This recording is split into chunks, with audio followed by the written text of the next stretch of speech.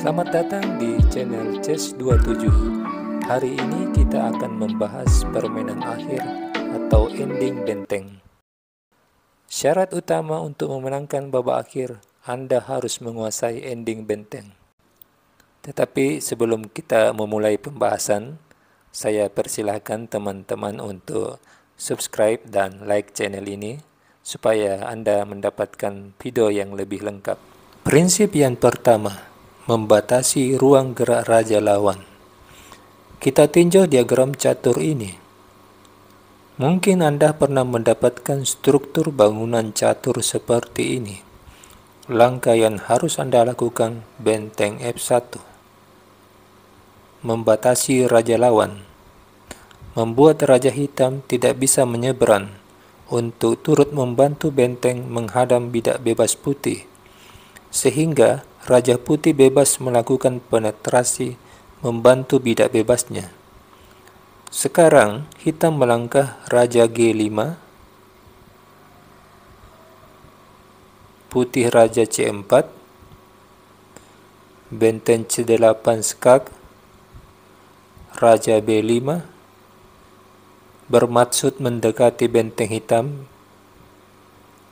benteng D8, raja C5 menjaga bidak, benteng C8 kembali skak, raja B6, benteng D8 kembali mengancam bidak.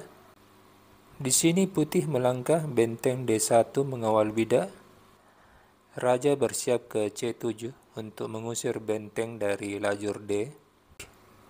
Hitam menjawab raja F6, raja C7, benteng D5, raja C6.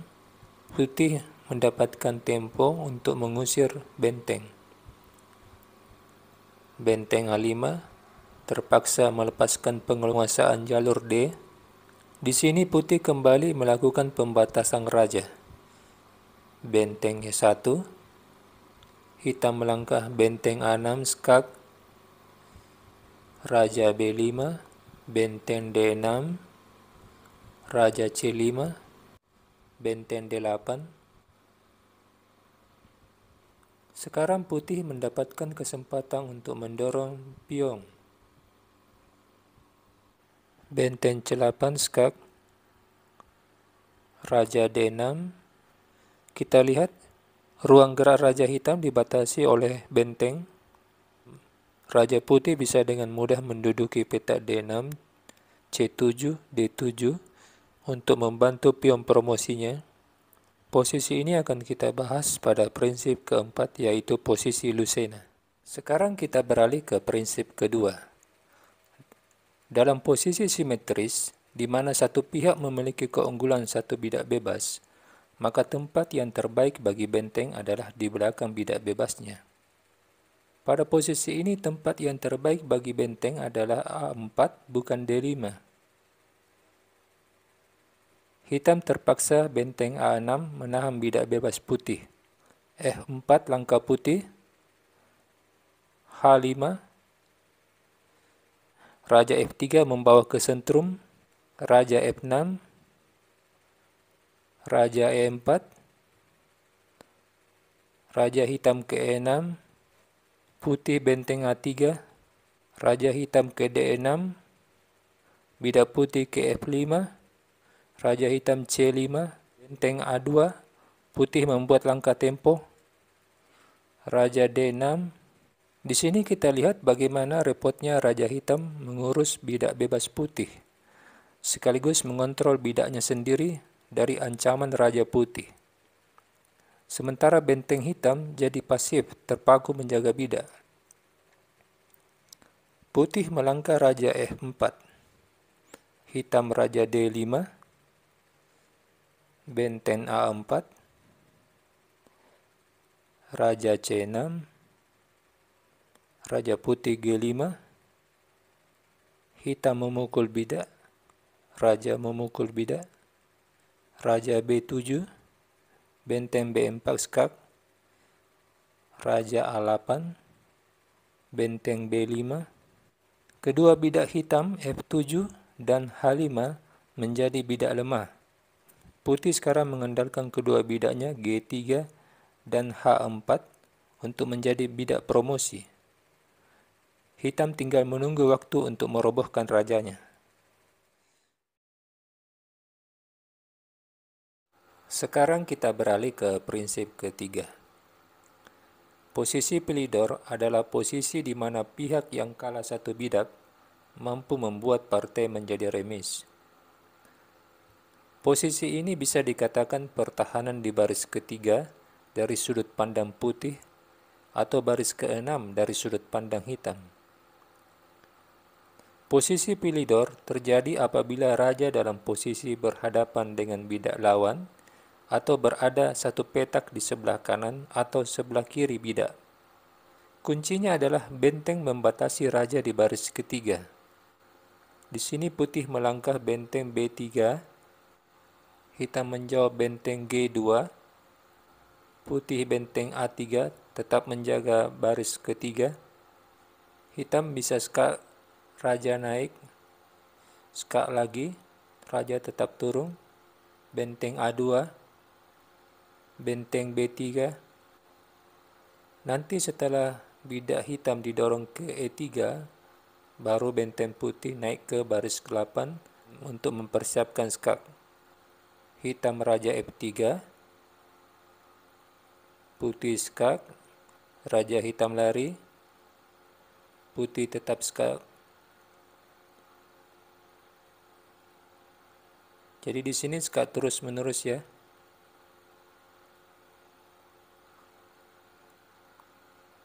Kalau misalnya raja hitam mendekati benteng, maka bidak hitam jatuh.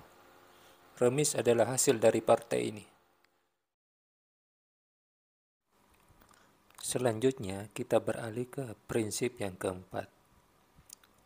Posisi ini disebut posisi Lucena. Pion putih tinggal selangkah lagi jadi menteri. Dilema bagi putih karena raja ingin keluar dan memberi jalan bagi bidaknya. Tetapi langkahnya dihalangi oleh raja dan benteng hitam. Bagaimana cara memenangkan partai ini? Kita perlu memahami posisi Lucena.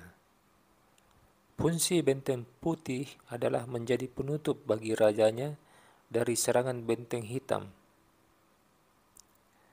Langkah pertama dari putih yaitu benteng E2 skak, membuat raja hitam jauh, sehingga raja putih bisa keluar dan memberikan jalan bagi bidaknya. Kalau raja ke F6, maka permainan langsung selesai dengan raja F8.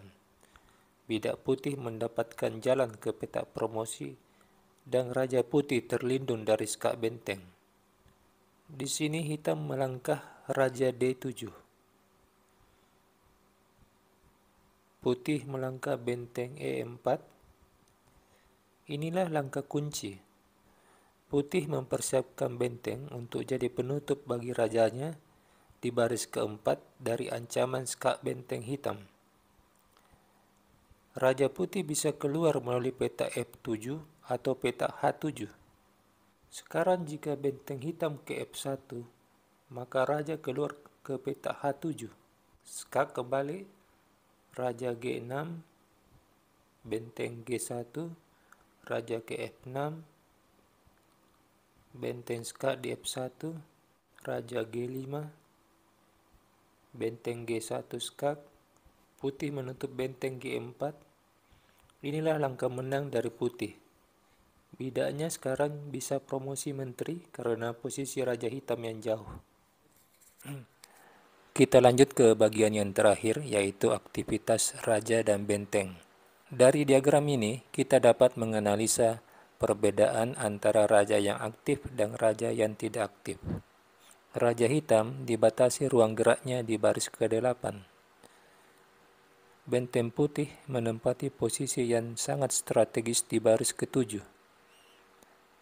Ancaman hitam yaitu benteng pukul pion C3. Bagaimana langkah putih untuk menyelesaikan permainan dengan cepat? Kadangkala kita perlu mengorbankan sesuatu untuk mencapai tujuan. Putih melangkah raja G3. mengorbankan bidak C3 untuk menambah jepitan terhadap Raja Hitam dan membantu bidak bebas G5. Benteng kali C3, Raja H4, benteng F3, G6. Langkah yang bagus dari putih, memberikan jalan bagi rajanya untuk menempati petak G5, lalu ke F6. Hitam melangkah benteng kali F4, Raja G5,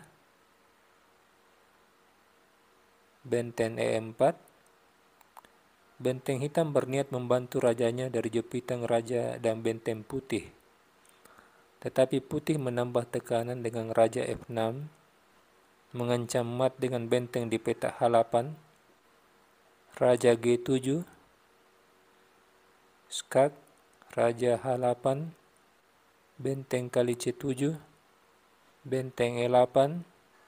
Di sini putih memukul bidak bebas hitam di F5, menghilangkan ancaman.